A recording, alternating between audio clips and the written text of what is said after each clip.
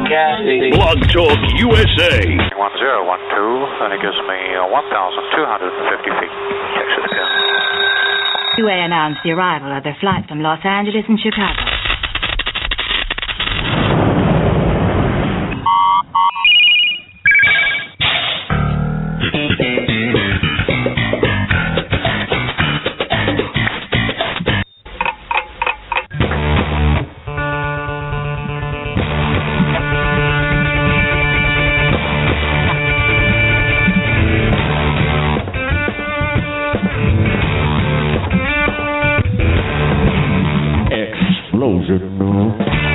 And welcome everybody to TNZ Talk. I am Tony Cristiano along with Richard Zombeck as we begin our Friday program.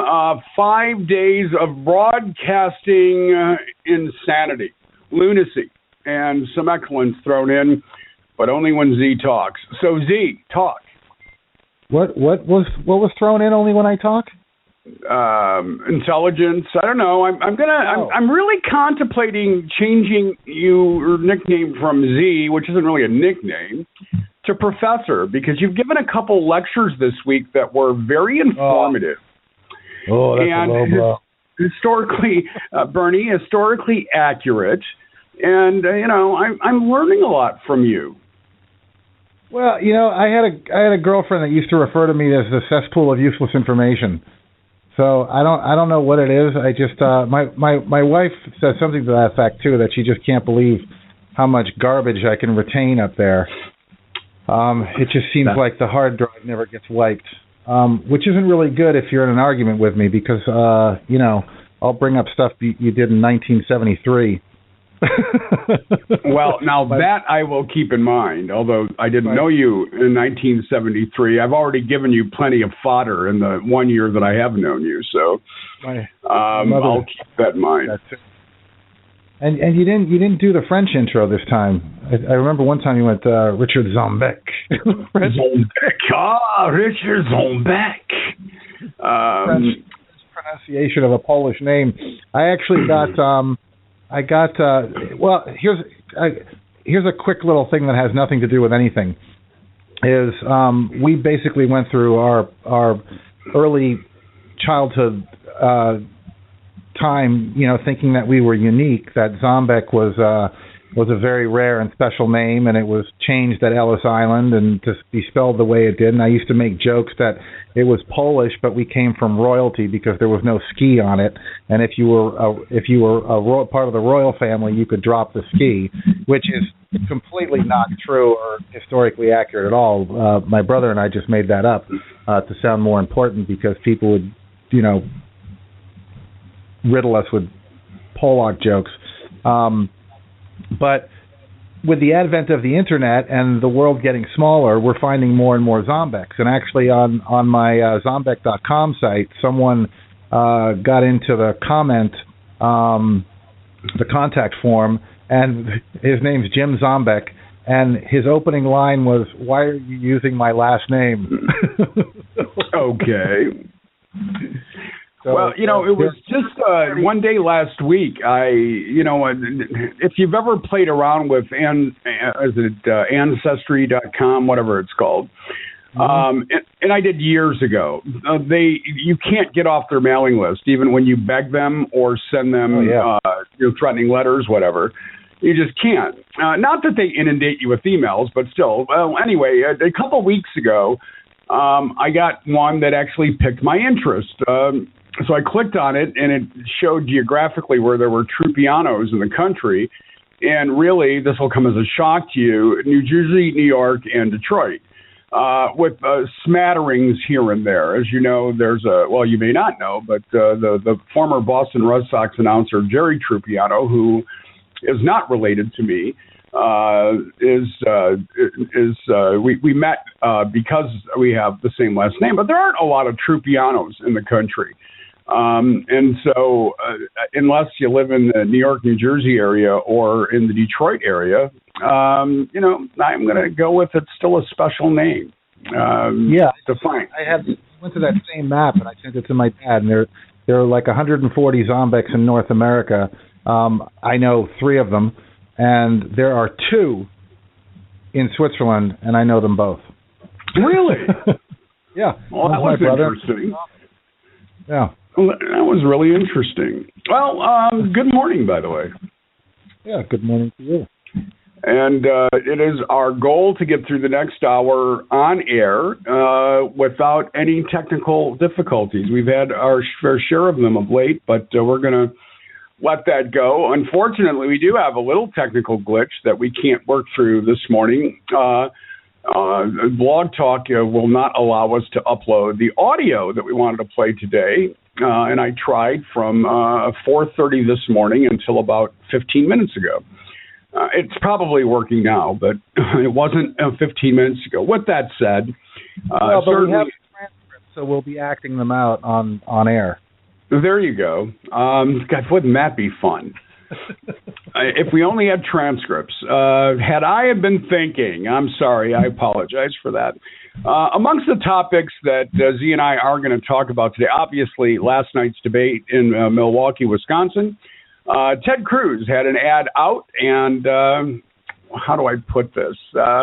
Had to pull it out, off the air. We'll tell you why. It's interesting. And Ben Carson shared some news yesterday, and maybe if we're lucky, we can get Z to do his Ben Carson imitation in lieu of that audio that we were not able to upload to share with you today. So let's hope that happens. In the meantime, if you would like to join us, you're always welcome to do that here at Blog Talk USA. And the number here is 347-855-8118. That's 347-855-8118. And I want to make sure, see, that I differentiate the difference between Blog Talk Radio and Blog Talk USA. Blog Talk Radio is the service which basically syndicates the program. Blog Talk USA is an entirely separate, very professional, well-established, wonderful organization that allows us to do the show on a daily basis. They are 2 separate entities, not related in any way, shape, or form. And so when I gripe a little bit about Blog Talk, it's not Blog Talk USA. Just wanted to differentiate that in and of itself. Admission time, Z, I did not watch all of the debate. I got to tell you, I did, and I'm kind of bummed that I missed Elementary and Blacklist. They're I don't know. I kind of left feeling underwhelmed. I think Bernie was not feeling well. There was a lot of coughing going on. Yeah, I got the impression he had a cold or something. Yeah, well, he was coughing, and it seemed to be throwing Clinton off her game a little bit. Not much, and I'm sure there's going to be some rumblings that he was doing it on purpose.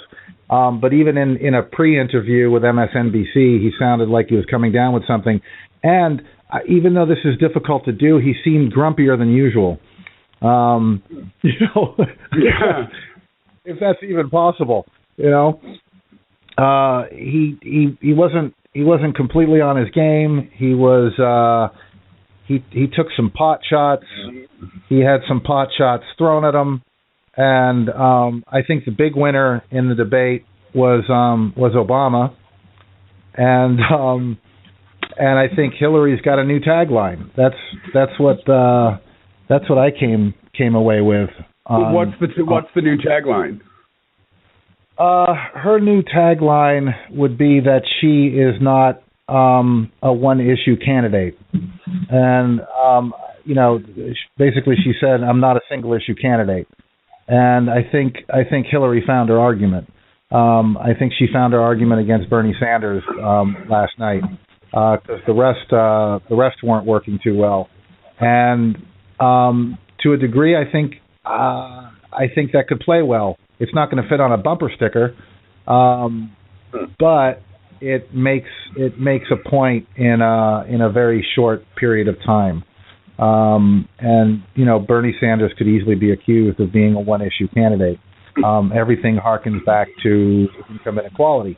And while he's right, and that message is working, that line of defense on Clinton's side could be fairly effective. You know, and unlike on the Republican side, where you now still have six candidates, where there were once 17, I will remind you, their debates still pack a little intrigue, and who's going to say what to whom, and who's going to be robotic this time, and whatever. You know, there's drama. You can expect it. There's reason to draw us in. There's reason to watch, especially after the last one, right? I mean, you know, Rubio imploding, short-circuiting, keeping with the robotic theme, Zumba. But with that being said, I got to tell you that the Bernie-Hillary debate has lost its lacklusterness for me. I mean, I'm watching it and I'm thinking, well, American Idol's on. I'm in the middle of a really good new Dean Koontz book. I really should probably work on writing up this. My mind was wandering is what I'm telling you. And enough where I did start flipping stations and I didn't go back right away to the debate. And, then reading about it this morning, I realized I really didn't miss anything until the end when they got a little pissy with each other. But that's it. I mean, am I wrong? Is it lost its lacklusterness? Well, and Bernie got really pissy, with his final comment of, have you never disagreed with a president? I doubt it. And, my first thought was Bill, right? Yeah, I bet she's disagreed with him more than once. Yeah, I mean, it could be that he didn't mean that at all. But, those are the facts, is that, she was married to a president or is married to a former president. So, one thing, and, this is something we never talk about, but her, and my wife and I completely disagree on this. I thought her outfit looked like she was on the bridge of the Starship Enterprise. She's got that gold high collar, kind of tunic, whereas, my wife thought she looked, stately and elegant and almost an Asian kind of calming effect to it. And I thought she looked like she was on the bridge of the Starship Enterprise. So, I'm going to agree with your wife on that, but, she didn't look huge, but she, I actually, Hillary is kind of, when she was first lady, there was all that, every time she would change her hair and all the fashion stuff. And that used to drive me nuts because who really cared? I guess somebody did. It wasn't me. But she doesn't always look very good. And I don't mean the way she dresses. I think sometimes she looks very haggard and tired. But she also works pretty damned hard. So I'm sure people will say that about me as well. Anyway, I don't know. I just the Democratic debates have just lost a little shine, and I don't find them nearly as entertaining, of course, as the Republican debates, but they're not supposed to be. And see, now I'm feeling like the Republicans have now changed my expectations on what you and I discussed months ago, which is I used to look forward to the debates because of substance. Well, the Democrats give us substance where the Republicans don't. Damn them. Look what they've done to me, Z. Well, because you're watching, you watch the Democratic debates and you go, yeah, oh, yeah. And you watch the GOP and you go, holy, what did he just say? So it's not, there's a big difference in entertainment value, where, you're kind of being informed and educated and, you're given some food for thought. And for the most part, Hillary and Bernie kind of agree with each other. And I think Hillary's leaning more towards agreeing with Bernie because, what choice does she have? You and I talked about this a little bit earlier this morning. You accused me of being vehemently anti-Hillary. I did not accuse you of being vehemently anti-Hillary. I think you That's accused not me of having fair. I accused you of being pro-Bernie, not anti-Hillary. No. You said it more in the tone of, it's clear that you're really anti-Hillary. Those may not have been your exact words. Thank you. And my vehemence. In your vehemence with your kerfuffle. I love that word. Feigning vehemence over your kerfuffle. How's that? We used all of our new words this week. Well, and what we were talking about earlier. Here, and I gave it some thought after we got off the phone. And for those of you that are listening, Tony and I do communicate off air and have brief conversations about what's coming up, and actually we don't talk a lot about what we think. Right? There's a lot of conversations that we have that one of us will say, "Why don't we leave that to talk about on air?" Right. So that it's a little more fresh. But you did get me thinking about some things, and I think we talked a little bit about. My problem is more with my perception that Hillary has handlers that are mishandling her and not letting her go out and do her thing, and that actually her qualifications for this job are not in dispute. I mean, they're without reproach, and I can't remember who said it. So it's not my quote, but if with Hillary's resume, if she had her husband's charm, she could run for president of the universe and win, because she's eminently qualified for this job. I don't feel like she's being herself and genuine on stage. I think she's scripted and stiff, and I also have a big problem with her ties to Wall Street. No matter what she says about being against the big banks and things like that, you can't receive that much money and be against them. And one of the comments that Bernie said was basically that. They're not just giving this out for fun. They're giving this money out because they're expecting something. And he's right. I go back to, and in fact, I got an email yesterday, as I am on every candidate, Republican, Democrat only, their mailing list. And so I get all of their appeals for money, and Bernie sends out actually more stuff than Hillary does, surprisingly.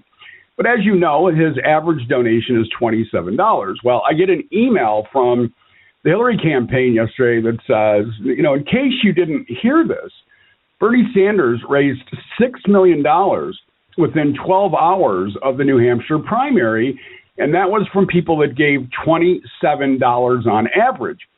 And so we only need 4 people in your geographic area to give $27 in order for us to meet that same expectation. Can we count on you to be one of those 4? And the answer was no. But, I thought it was an interesting mirroring. Don't know that it worked. In fact, I'm going to suggest it didn't work, or it would be news today. That Hillary Clinton raised $6 million last night, which didn't happen. Do you find it at all odd that Bernie raised $5.2 million off of a speech bashing money in politics? No, I don't find that odd at all. Listen, people can say what they want. They can say what they want about Donald Trump and Ted Cruz as well. There's something about the messaging that's working for them, Z, and you and I discussed this yesterday.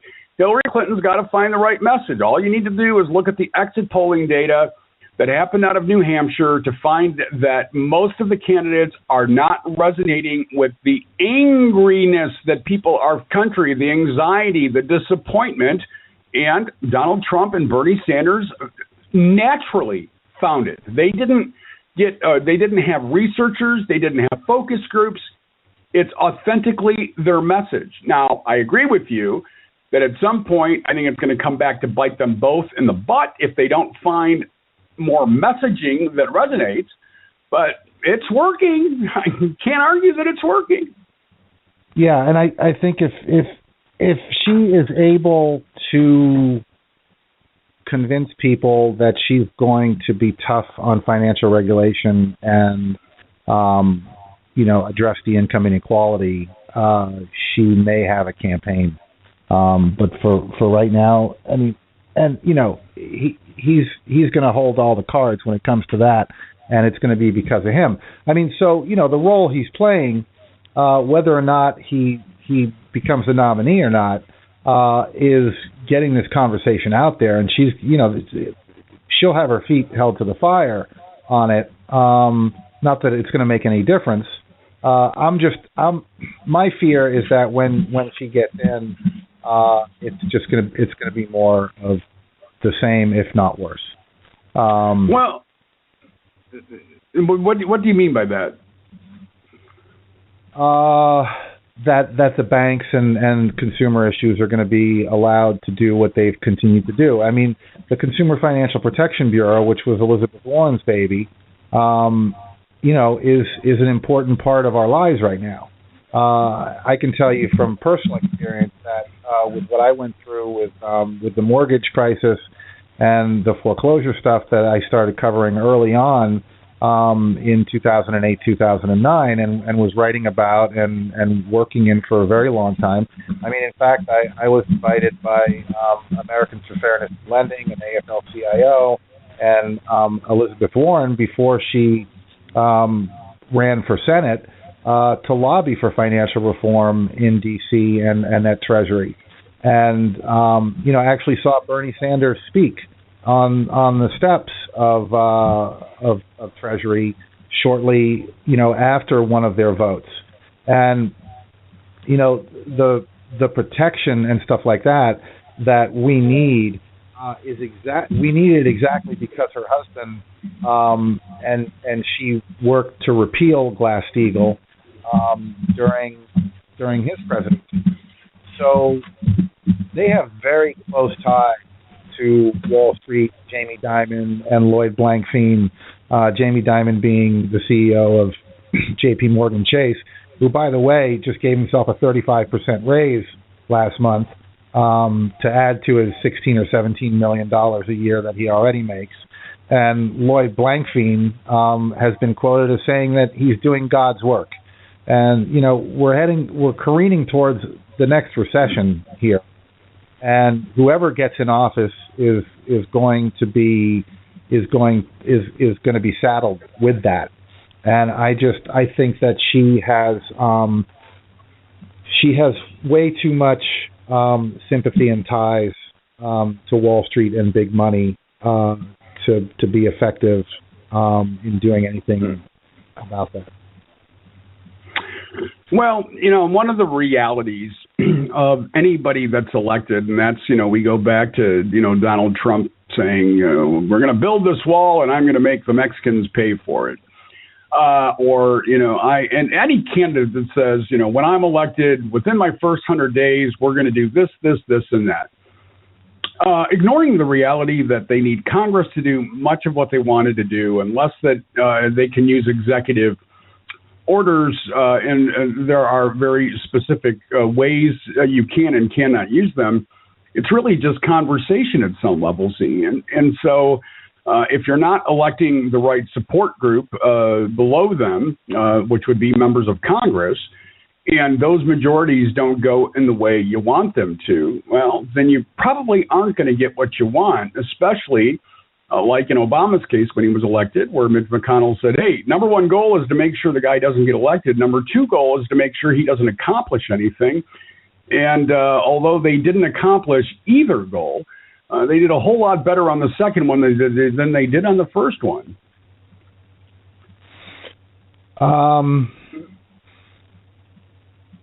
Yeah.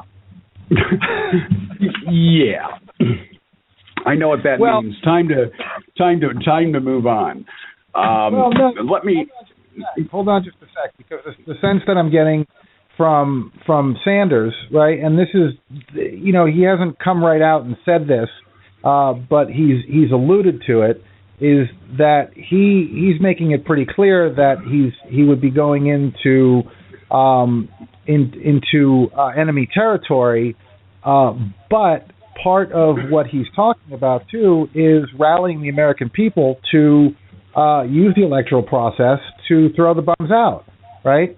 To actually, rather than force the existing Congress to work with him, vote the existing Congress out and put people in that will work with him.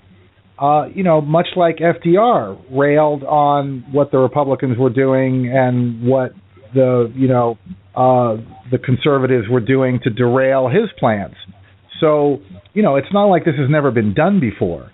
So, you get into office and you go, okay, you know what, you guys don't want to work with me? Fine. I'm going to talk to the American people and we're going to get you out. And having that support throughout your term. So, I wanted to add that. All right. Again, the number, if you'd like to join us, 347-855-8118. Just hit the number 1.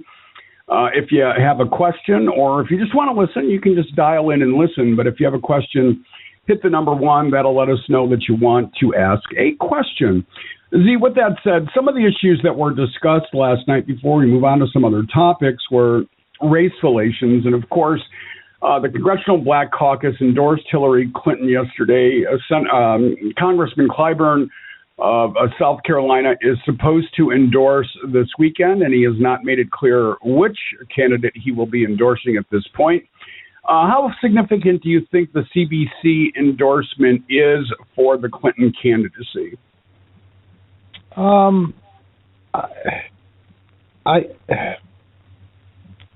don't really think people care. I think people care more about individual endorsements than anything else.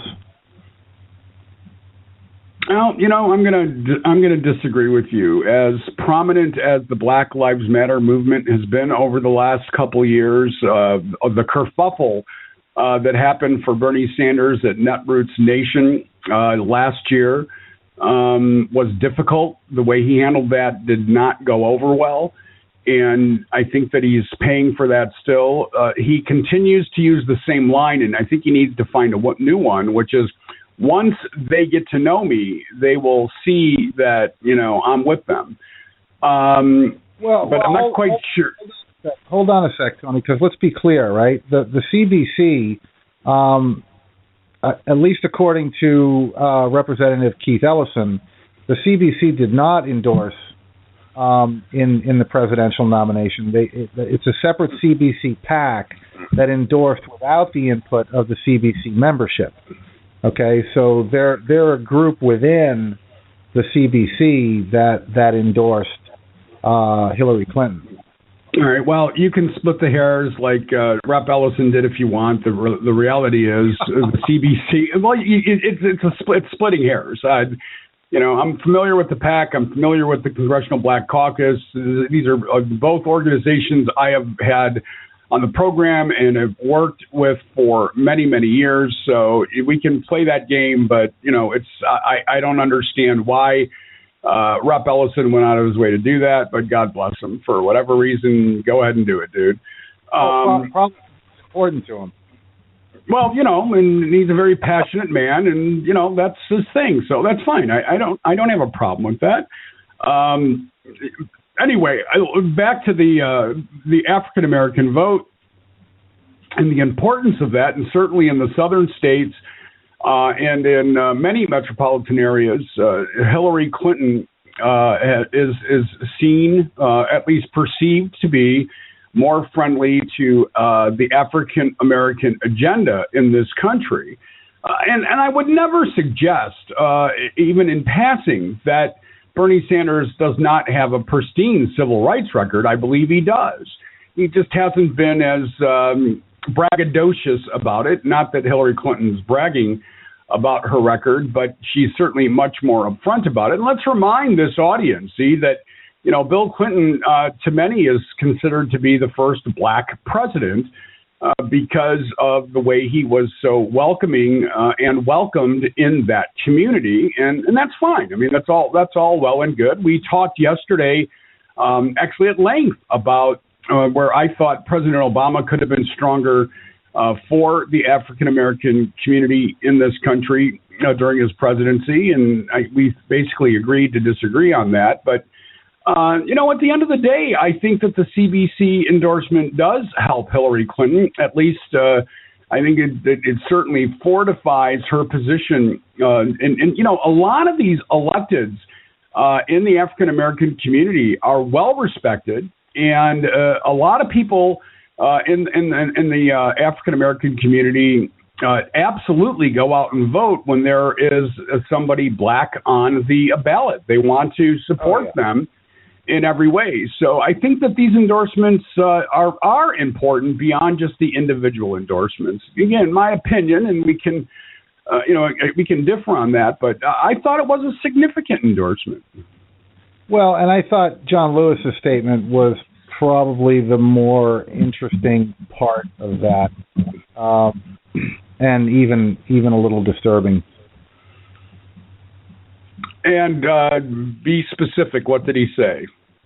Well, so basically alluding to, I never saw Bernie Sanders in all my years, but I saw the Clintons. And here's the thing, right? Is Bernie Sanders and John Lewis were on opposite sides of the country, working for civil rights, and I think it really it kind of impugned Bernie's role in the civil rights movement and the things that he did during that time. And if you want to go back to where was Bernie Sanders? I mean, he was at Martin Luther King's march, and I have an aerial shot of the Martin Luther King "I Have a Dream" speech that Bernie Sanders was at, and I'd be really surprised if John Lewis could pick him out of the crowd. And if you want to look at people's history, and this is not to bash anyone, this is just pure, simple fact, is that Hillary Clinton was a Republican up until 1968 and supported Goldwater, who opposed the Civil Rights Act in 1964. So for John Lewis to insinuate that her record on civil rights is clearer and more pristine than Bernie Sanders' record, and coming from John Lewis saying I didn't see Bernie Sanders anywhere in this is a pretty strong statement coming from someone with John Lewis's reputation and credentials. That's really kind of I found it to be almost underhanded in its effect on things. That brings up an interesting dynamic, because I'm not when we look back and we say, well, yesterday I think it came up, somebody we had talked about, well, Trump has supported Democrats in the past, and which is a little different dynamic than what you and I are discussing right now. I don't necessarily hold people to what they did 40 years ago. I think that we all have a right to evolve. I know that, 40 years ago I was in my mid-teens, and I certainly wouldn't have considered myself politically active at 15. Some people are these days. I wasn't. But certainly I have different beliefs today than I had 40 years ago. And if somebody were to say, well, but you felt that way 40 years ago, so you got to own it, I'm not so sure I'm going to buy that. I think I'm going to fight that, Z. Yeah, no, I agree with that also. I mean, our opinions evolve, and we can talk about that till the cows come home, because it happens all the time, where someone is called out for something that they did 20 or 30 years ago, or a stand that they took, or a vote that they took. I mean, you and I talked about this the other day, is that the Clinton campaign went hard against Bernie Sanders for a vote that he took, which was essentially something that was crammed into the omnibus budget bill, and was forced to vote for it to keep the government open. So right. That's more telling of, how these riders and amendments to bills are attached than anything else. And this happens all the time, right? Is you have a bill that's incredibly important to you, to your constituents, and some idiot on the other side attaches a small bill to it, and all of a sudden the next thing you know, you're being called out in your next election for voting for that bill that was essentially an attachment to another one that was much more important and relevant. So this is what they have to go through. They weigh the importance of things, and hey, can we go back and repeal this? Are we going to be able to have another fight on this? And how is this going to work? And we need to get this through. So you kind of suck it up and go with it. But also when you're dealing with two people who know exactly how things work in Congress and how things work in the government, and have the audacity to call each other out for doing their job, and that's part of the job, that to me is dirty politics. That to me is relying on the ignorance of the voter to basically make your point. And that's the kind of stuff that I don't like. Is when people say things, when I hear things come out of people's mouths and they know better, right? People know what they're saying. They're on camera 24 hours a day. They're recorded 24 hours a day. They live in a fishbowl. And so, going back to our original conversation, John Lewis knew exactly what he was saying, knew exactly what effect it would have, and knew exactly what the consequences were of what he said on Bernie Sanders and on Bernie Sanders' campaign. Welcome to politics.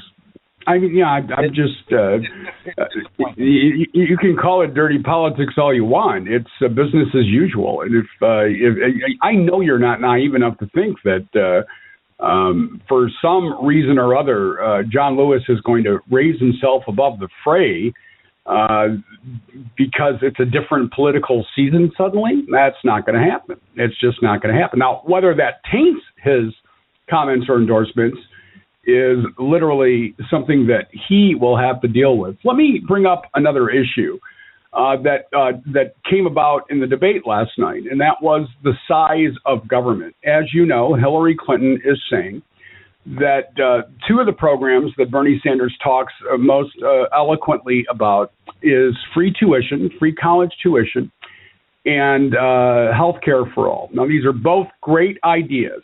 Estimates are that it would increase government by 40% and government spending by perhaps 60%, which means more taxes. Bernie Sanders has said, that he understands people are going to have to pay more taxes, not just corporations, not just Wall Street, but everybody is going to have to kick in more to make this happen.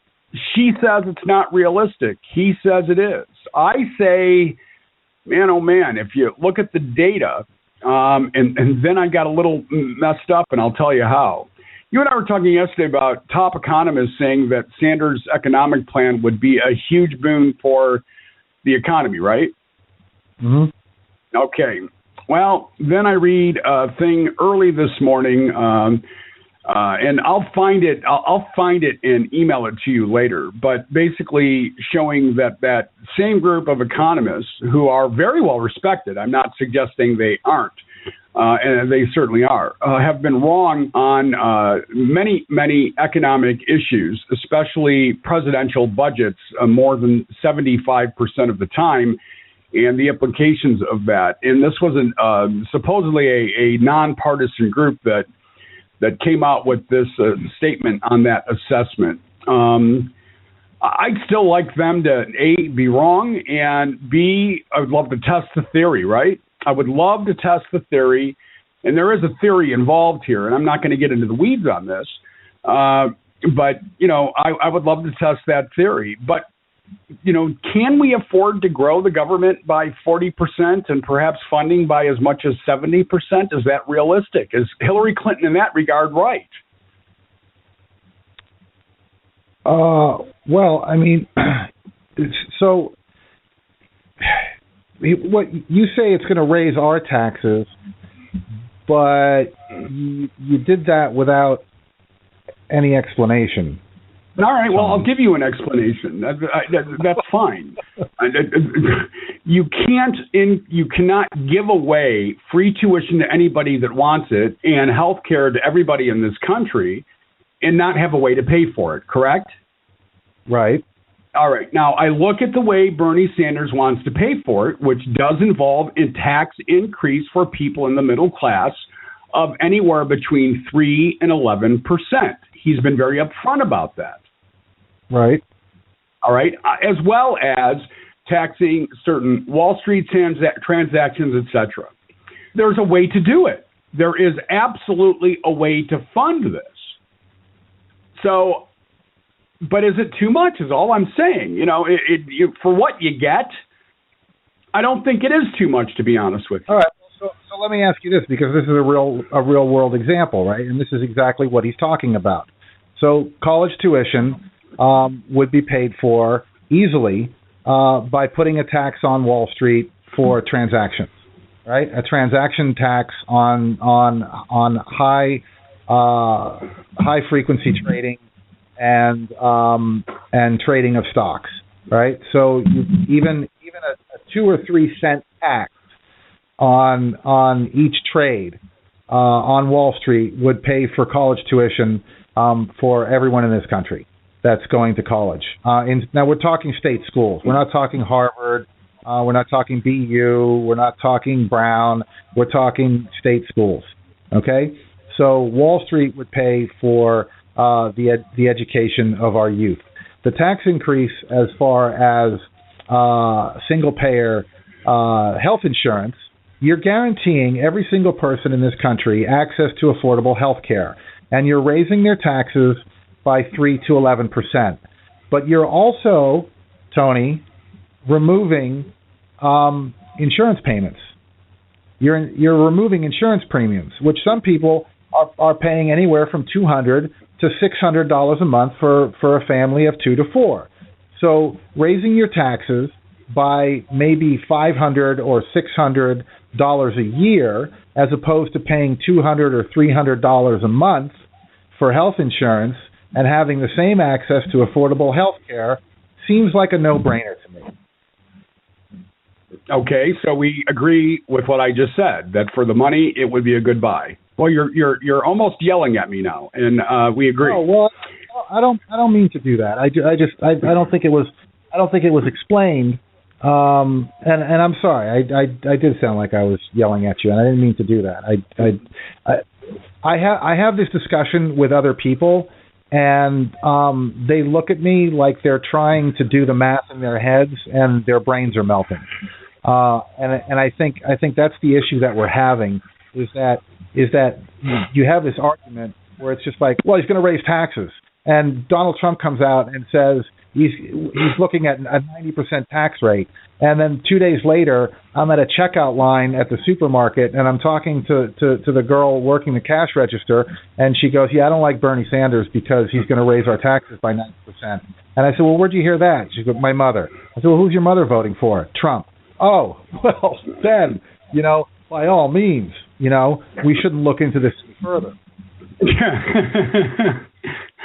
Well, unfortunately, and anybody that wants to be honest about it, and most people don't, have had that experience. I was at a little birthday dinner gathering a couple weeks ago, and there was how do I put this gently? Because there's a chance that he might hear this. Oh, well, I'm just going to do it. A very wealthy but very naive man who only knows what he knows. Do you understand what I mean by that? He only knows what he knows, and if he doesn't know it, it doesn't exist. Right, yeah. Well, I know some people like that. Okay. And so he is very closed-minded and very Republican and just doesn't want anybody taking any more of his money, especially the government. And he's, quote-unquote, happy to write his tax check every month, but doesn't want to spend a penny more than he legally has to.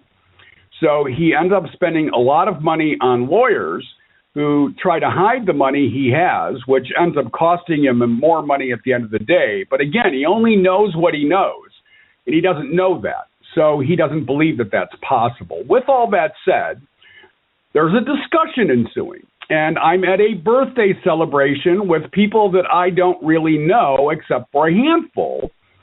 And do you know how hard it was to bite my cheek for about 45 minutes listening to them talk about Donald Trump and Bernie Sanders and Hillary Clinton and what a nightmare either Sanders or Clinton would be, that within 30 days of their being elected, this country would go to hell in a handbasket that quick, that our taxes are going to go up, blah, blah. I mean, it didn't stop raining bullcrap.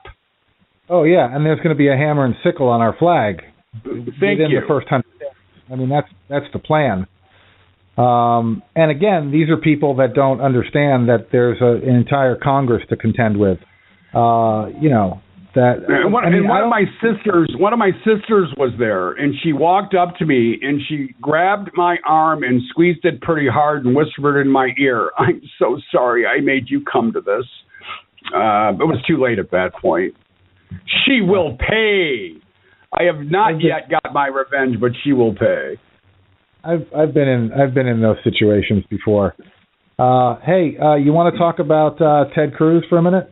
Yeah, I'm sorry. Yeah, we've really been whacked. Well, you know what? We don't give the Democrats enough love. We really don't. So I'm glad that we did that. Yeah, I do want to talk about Ted Cruz a minute. I'll let you set this up. You wrote about this on Liberals Unite yesterday, so I'll let you set it up. I did. So I kind of wanted to pimp my own article before I looked at the clock and I was like, "Oh, we've only got a few minutes here. Well, not a few, but a handful." Yeah, that's a handful, right? Isn't that a handful of minutes? Sure. 2 handfuls.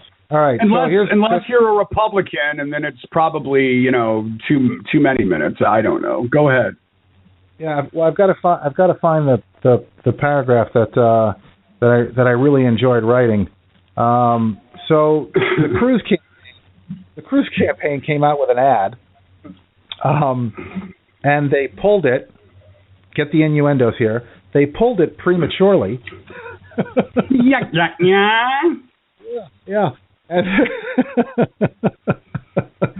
And so they had this fake mock focus group on that they were asking about Rubio. It was a Rubio attack ad, and relatively good-looking middle-aged woman said, "Do you really want to vote for someone that Rubio basically is nothing more than a pretty face?" As it turns out, the woman who said that... The woman who said that, one, it was a mock focus group, so she was an actress, and she is an actress named Amy Lindsay, who is better known for some wonderful films with titles like Carnal Wishes and Insatiable Desire. So this is what I wrote. The kind of movies you pick up from a store with painted windows and take home in a plain paper bag.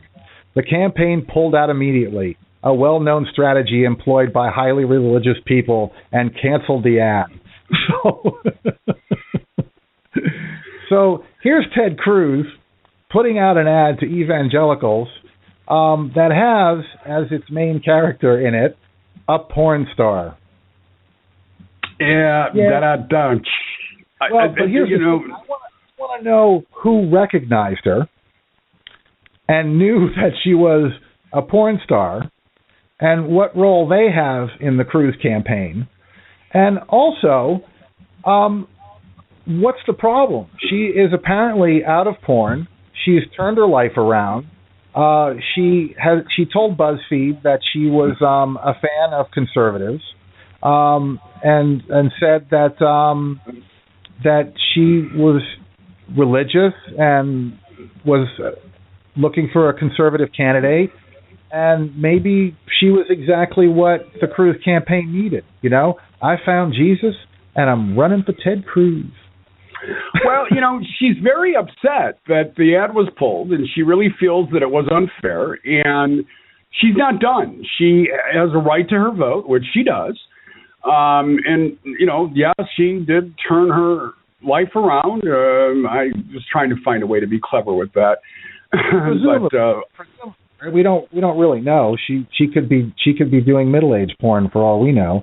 But I have to go back to your first question: is who ended up recognizing her from the campaign, or even from those that saw the ad? I'm just curious, and we'll never know the answer to that, will we? Right. Who? Yeah. Hey, I know her. I recognize that mole. Right. So, I wonder what Donald Trump's going to do with that. Very quickly, and then I want to talk about Ben Carson as well before we get out of here. But Donald Trump has taken a little bit of heat for the crassness of his persona, that his willingness to be crass and vulgar is somehow going to affect him in the South. Now, we had this conversation yesterday because you lived in the South for a while. You explained that these puritanical people are anything but. With that said, I continue to wonder if the media is making up this stuff because they're trying to figure out a way to get rid of him too. Yeah, I really don't think it's gonna affect him. I don't think this is going to hurt him. I think actually the polling numbers out of South Carolina so far, the limited amount of polling numbers that there are, and social media is favoring Trump. And as far as his crassness and his crudeness, I mean, those are the highbrow, like that Alabama senator that we listened to yesterday. That's like, we don't cotton to people like that around here in these parts. We don't cotton. Well, and here's the thing, Tony, right? Is like, why is it every time that someone gets arrested in a bathroom, a sex dungeon, or gets caught mounting a donkey in a barn, it's always some highbrow, super religious, evangelical, Republican, GOP moron, right? I mean, they're the ones that are always getting caught doing stuff that is, not only deplorable to highly religious folk. It's always the people that come out with the most repressed answers to everything that get caught with barnyard animals somewhere. I have a serious theory as to why that is. Would you like to hear it? Of course I do. All right, and I'm not joking. I think that. Listen, and you and I'm going to let the audience know this up front. We're going to start including a segment, a regular segment, and we'll just call it sex education for now. But I think that's part of the problem, is that we live in a sexually repressed world. You and I had a brief conversation a couple weeks ago about fetishes. And I'm not going to go there. That's not what the point, and really that has nothing to do with my theory. My theory is, when you live a repressed life, when you enjoy sexual intercourse or foreplay or whatever it is that you enjoy, yet you're married to somebody that perhaps doesn't share that joy, that repression becomes sometimes a poison in your system. And when you can't even express yourself verbally, when you can't go to your spouse or significant other and say, I have these leanings or these feelings. Sometimes it can be as simple as just wanting to get laid more than once a week. Seriously. And I think that it can steamroll into something much more intense the more that you repress those feelings. I mean, hey, when you're horny, you're horny. I get it. I absolutely get it. And sometimes satisfying yourself isn't going to solve the problem. But when you are supposedly in an arrangement or a marriage where, that stuff is out of bounds, after a while, if you know that there's access to the stuff that starts creeping around in your head, well, you go after it. And I don't think that there's anything necessarily horrible about a person that acts on those feelings, especially if they are severely repressed or are just not able to manifest anything that looks like a real sex life in their home. Now, who's at fault there? We can have that debate all day long. But I think that there's a reason for that. When you live a puritanical, evangelical life, you are expected to procreate only. Well, as you and I both know, and I'm going to take a lot of crap for this, not that this is all women, but a lot of women just aren't as sexually active as men. I'm not even saying a majority. I'm just saying a lot of women. And like any other familiar partnership we have, after a while, the sex gets less and less, and it's not like the desire goes away. And I think that there's a simple explanation for that. Maybe it's not so simple, and maybe I'm crazy, but that's the way I feel. Yeah, and I brought this up before. The show Billions, right? Right. And so there's Paul Giamatti. Paul Giamatti plays a DA on the show, and his wife is a shrink. And they have this relationship where every once in a while there's a scene where she's a dominatrix, right? And she's stepping on his groin, and he's tied up, and he's gagged and stuff. And as the show goes on, you start to realize that she's doing this because he has issues not only sexually but with concentration and staying in the moment, and that pain during sex keeps him in the moment, right? And you don't really know until later on in the show that it's his wife. But, you know, there's definitely something there, right? And sex is, particularly in this country, is not a normal part of a relationship. It's this kind of taboo thing that we never talk about. I mean, you go to Europe, and I lived in Europe for a long time. I mean, you know, there are nude beaches all over the place. There are breasts on TV. Nudity and sexuality is not, you know, I mean, the whole issue of breastfeeding that we have in this country is like you would think that, you know, women should just be, you know, we should have Sharia law in this country the way people are treating that issue. But the thing is, too, is I agree with you on everything you said as far as, again, on Wall Street, you see it on Wall Street. When there's no more relief, right? They all end up in sex dungeons with their testicles attached to car batteries. And so, you know, because it's just like I can't get pleasure out of anything anymore. I've got so much money. I've bought everything I thought that would make me happy, and I need more.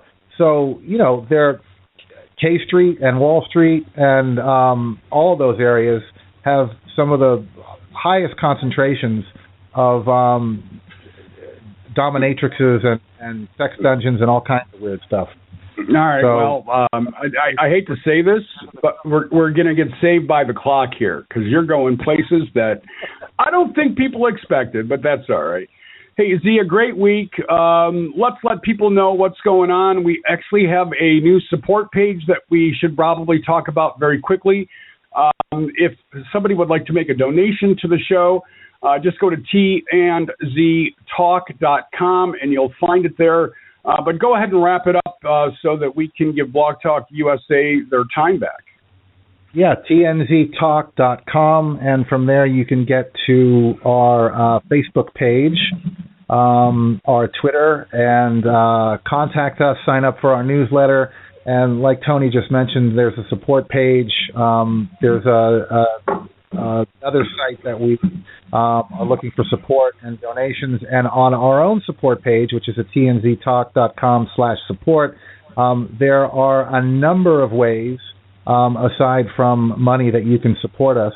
So if you're listening to the show and you like what you hear, please go over there and put the 5 or 6 minutes in that it would take to support us and help us out. All right. Z, thanks again. We'll talk to everybody on Monday. All of our thanks to Blog Talk USA and Ron Spikes, the entire crew. Have a great weekend, everybody. And always, we ask that you be well.